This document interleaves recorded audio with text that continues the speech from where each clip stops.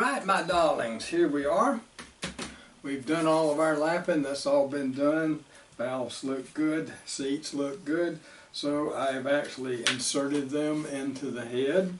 And now we're going to do the leak test in a few minutes. And what's going to happen there is I'm going to take this little vinyl hose, I will put it in the port, and in this French's mustard jar I will have poured a measured amount of gasoline from this vessel.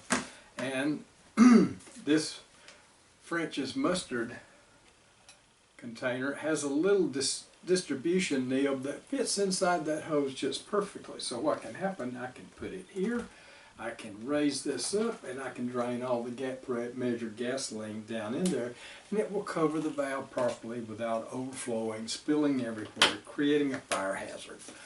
Always must be safe, and that's what you need. You need a way to get it in, you need a way to measure it, and of course you got to have a funnel to get it from a gas can into your measuring device. Ta-da! So that equipment is explained and out of the way. Now we want to test the valves in a horizontal position because we're filling them from the backside with gasoline. Now, of course, that's not going to work very well because they're going to tend to fall right out of the head, right? So we need to put springs on here. But the test is not valid if we use the regular OEM valve springs. They generate a lot of pressure. In fact, the Marini valve springs generate about 55 to 60 pounds with the valve closed. And of course that goes up as they're compressed. Alright, so here's what we do. We get our lower ring retainer, that's the flat one here. We drop it on, and then from the industrial supply house I've ordered some very lightweight springs. My little baby finger can compress these things. These are less than 1 pound springs. Put them on there, they're the proper length. Put them on there, they're just enough to hold the valves closed against the gasoline very lightly.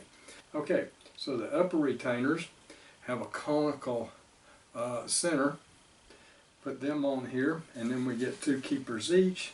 They're basically a split cone, and then we lower it down there, and then we insert in a keeper here, and then we put in the second keeper here. You can do it with your fingers with these lightweight springs. With the heavier springs you have to rig up some kind of lever to generate the force to compress the OEM springs, but that's for another time to show you how to do all that.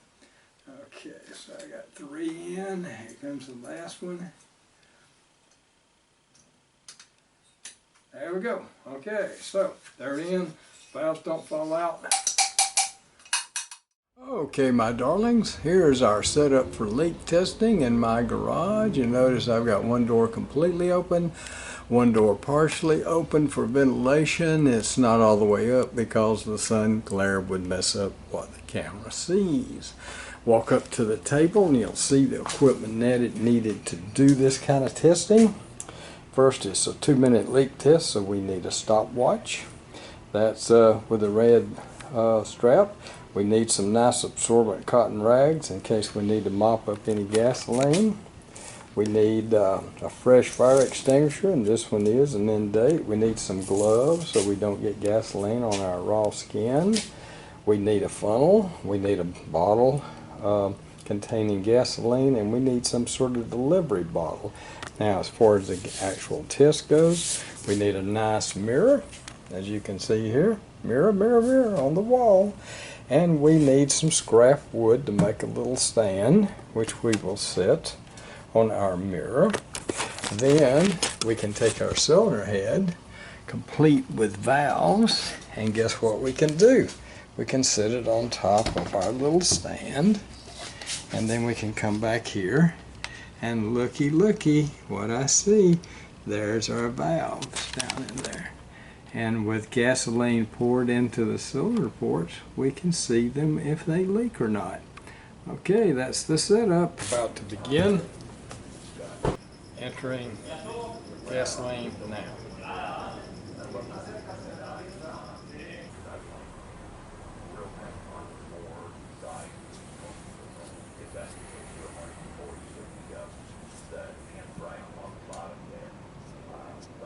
2 minutes.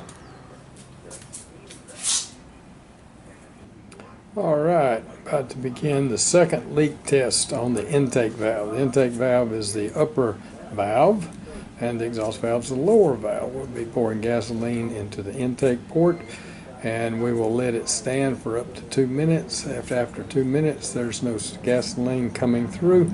It's a good seal. If it comes in sooner than that, then we have some more work to do. So here we go. I'll get my supplies, and I will commence pouring in gasoline to the intake valve now.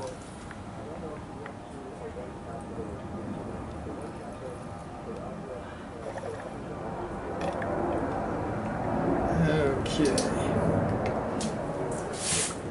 Looks like it leaked almost immediately.